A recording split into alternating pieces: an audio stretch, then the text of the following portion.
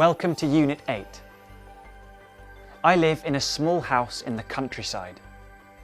There are 2 bedrooms and there's a really comfortable sofa in the living room. I love it. In this unit, you will learn the names of rooms and furniture in English and how to describe your home using there is and there are. You will also learn how to say where things are.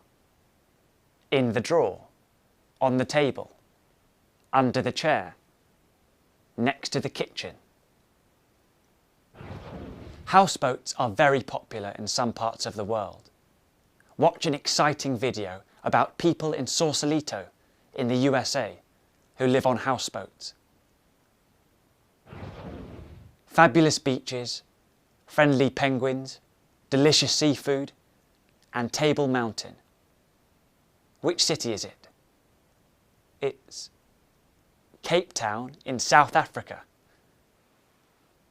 Read about the best place to visit in the world and find out what you can do there. Are you good at reading maps?